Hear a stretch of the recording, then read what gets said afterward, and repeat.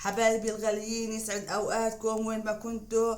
اليوم حنعمل وصفة حلوة ولذيذة اولادنا بيحبوها كتير كتير، وهي شوربة الاندومي. والخضار الموجودة، اي خضار موجودة عندكم ممكن تستخدموها. انا عندي 3 حبات بطاطا وحبتين فلفل رومي الوان واربع حبات كوسة وراس بصل وشوية بقدونس وبازيلا ونعناع فريش وبصل اخضر وباكيتين اندومي وملح، معلقة ملح ونص معلقة فلفل اسمر. هذه المكونات طبعا الموجودة، بالاضافة الى التوابل الموجودة في قلب الاندومي. ونبدأ طريقتنا على بركة الله. في البداية اول شي حنغسل الخضار ونقشرها ونقطعها، انتظروني. وهلا غسلت الخضار وجهزتها، شايفين الوان الخضار ما احلاها، طازه وفريش وشكلها كتير حلو. بنبدا اول شغله نفرم البصل الاخضر. طبعا هذه الشوربه كتير لذيذه وكلها فوائد كتيره. وهلا بعد ما فرمنا البصل الاخضر حنفرم راس البصل الناشف، نفرمه مكعبات صغيره. نحاول نخلي البصل ناعم. بهيك جهزنا البصل، بنشيله على جنب. هلا نفرم البطاطا نفس الطريقة، مكعبات صغيرة. قطعنا البطاطا زي ما انتم شايفين مكعبات صغيرة. وهلا حنقطع الكوسة من النص، نفرمها بنفس الطريقة. وهلا حنفرم الفلفل الرومي ونشيل البذر الموجود فيه. طبعا يا جماعة ما قلكوش، يعني الوصفة هذه كتير لذيذة جدا جدا، حيحبوها الأولاد كلهم. إذا كنت كسلة أو مش لاقي حاجة تعمليها، ممكن تجيب الخضار الموجودة عندك وتفرميها وتعمليها أحلى شوربة أندومي صراحة، وكتير مفيدة للأطفال. أندومي بالخضار، طبعا فرق لما تعمليها مع الخضار وفرق لما تعمليها لحالها، هيك افضل والذ. نبدأ نفرم في اللون الاخضر، بنشيل البذر على جنب. طبعا حنفرمها بنفس الطريقة مكعبات صغيرة. هيك جهزنا الخضار كلها، قطعناها بنفس الحجم مكعبات صغيرة. وهلا نبدأ الطريقة، نبدأ نطبخها على النار.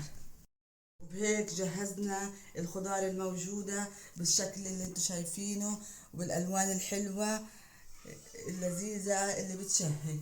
نبدأ بربع كاسة زيت نباتي، بنسيبه يحمى شوية. ننزل في البصل المفروم،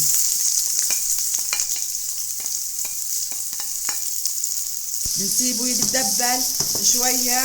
بعدين بننزل في البطاطا، ننزل في البطاطا لأنها البطاطا بتتحمل نار.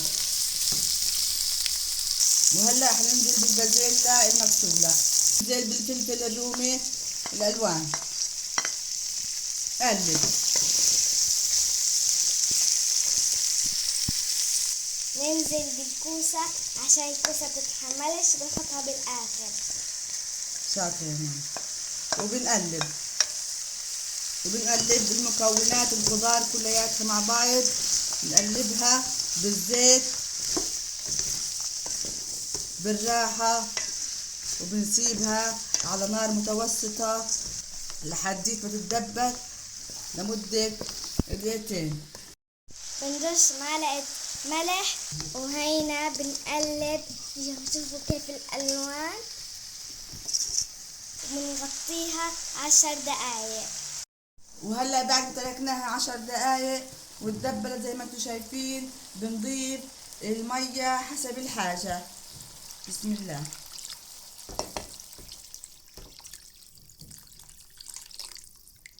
تقريبا ضفت الشاف هذا كامل. وبنعلي النار عليها على الاخر حديت ما تغلي. ونضيف عليها الماجي. ضيف الماجي طبعا اختياري، اذا بتحبوا تضيفوا ضيفوا، اذا مش حابين براحتكم.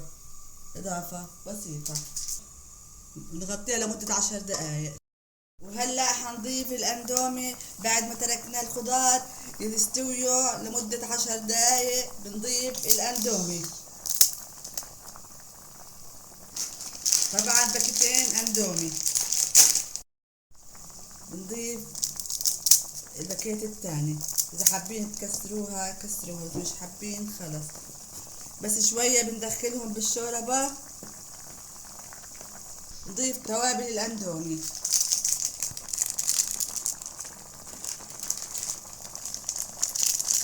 طبعا احنا عشان جبنا باكيتين فبنحط 2 من توابل الاندومي. كمان الزيت ما حد ينساه.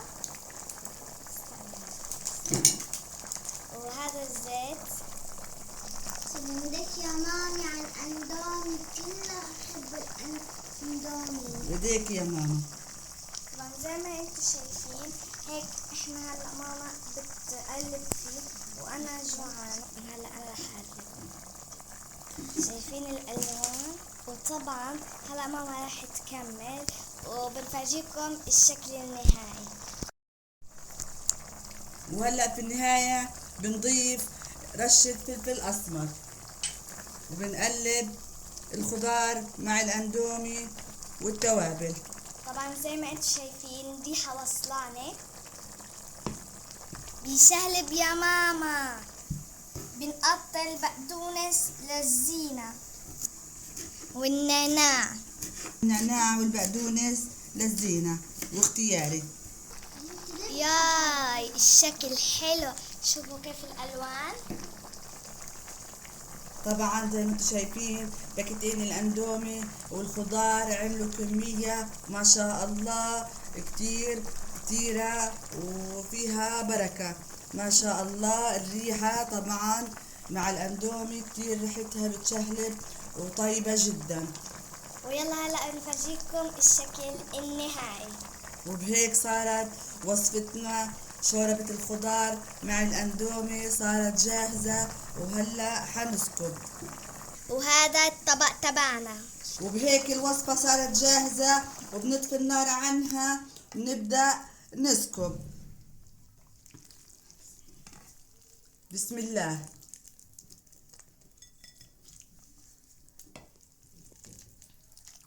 سلمي ايدك يا ماما على الأكلة. الريحة وصلانة. سلمي ايدك يا ماما، كتير بحب الاندومي. سلمي ايدك يا ماما على الاندومي. طبعا زي ما قلت لكم الأطفال كتير بحبوها وبيجوا على السريع على الريحة. طبعا ألوانها كتير بتفتح النفس. وبنزينها برشة البقدونس ورشة نعناع تديها طعم وريحة. إذا عجبتكم الوصفة لايك وشير وكومنت، ولا تنسوني من دعواتكم. نشوف الخضار كيف مستوية ودايبة دوب والبازيلا. الله طعمها كتير لذيذ. الله طعمها كتير لذيذ.